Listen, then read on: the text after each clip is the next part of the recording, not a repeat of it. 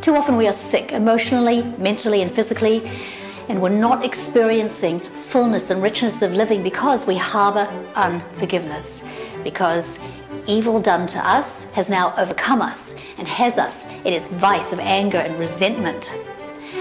The unforgiving spirit weighs us down, but we can be free of it. We can be completely free. Think of forgiveness as a key in your hand to open the prison cell that you're trapped in. Get yourself out. Free yourself. Welcome to Morning Tea. I'm Joanne coming to you from the Pinnacle American Record Studio at the Peaks, overlooking the magnificent metropolitan Phoenix Valley. When a crime or offense is committed, the offended may have done nothing to deserve it, but still carries the burden of what the offender did.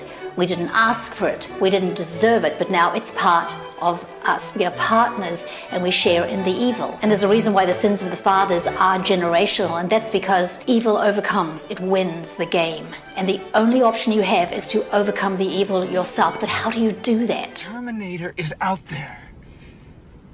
It can't be bargained with. It can't be reasoned with. It doesn't feel pity or remorse or fear.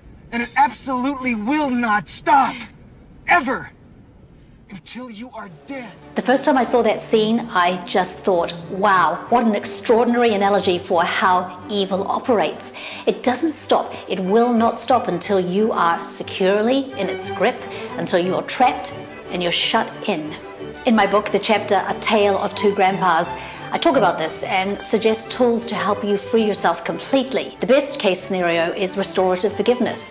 What happens in this is that the offending party will, 1, show remorse and unequivocally repent. 2, they will do everything they can to repair whatever damage they've done. And 3, they will make obvious steps to change their evil behavior patterns so it doesn't happen again. And when time proves these things to be taking place, you can forgive them and restore them to a relational standing in your life if you choose to. And this kind of forgiveness, sometimes it's amazing. It brings a better and deeper relationship than existed previously. Then there is forgiveness by covering.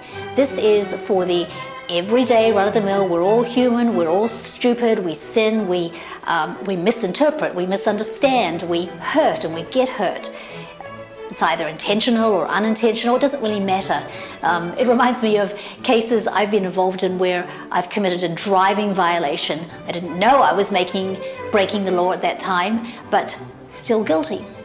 Love covers a multitude of sins. And this love covering is what we desire when we offend and we're sorry for what we've done. It's what we do as mature people, and we should give that kind of forgiveness as often as possible. These oftentimes slights can have incredible power if they're hung onto over a long period of time. They can grow into a hill which becomes a mountain, and one day it volcanically erupts, and then friends and family members don't speak to each other for years. And again, in the book, I offer ways to consider covering and addressing these things in the moment they occur so they are deflated. The curse of the sins of the father is real, and that is why things like abuse go on generation after generation. It's so much easier to spin around in anger and hatred. It can serve self-centered purposes, but soon it gives a diminishing rate of returns and it entombs you in its web.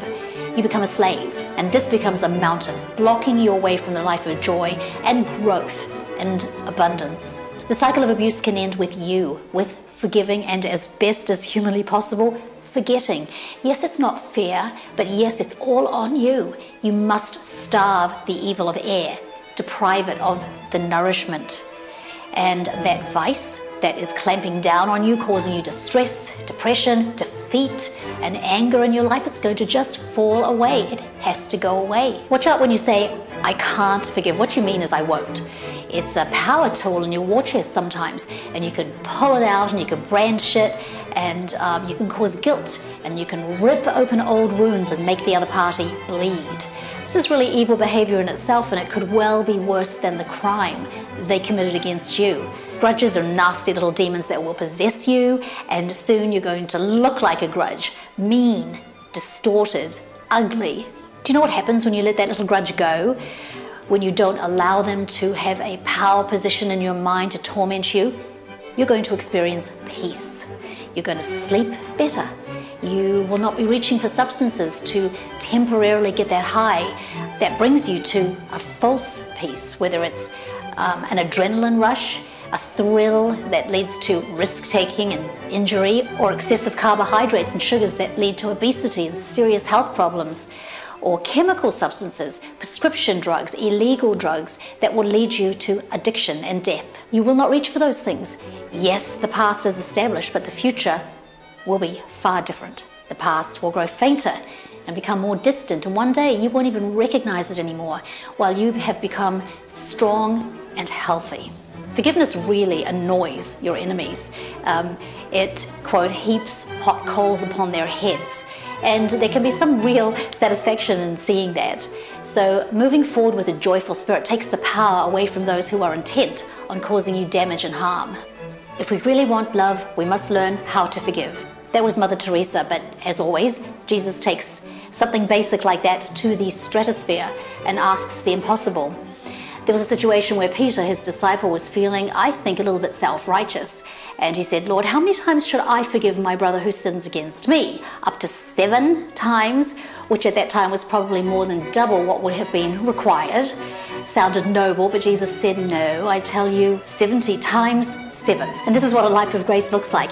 No laws constrain us. There are no limitations. We speak in terms of infinity, infinite love, infinite forgiveness and grace lavished upon us and flowing out through us.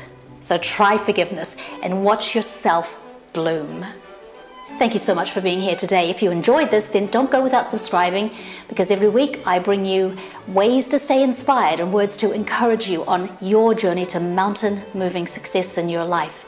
Also go over to joannejolie.com and sign up to be on my official mail list, and check out my free course, which is a complement to the new book.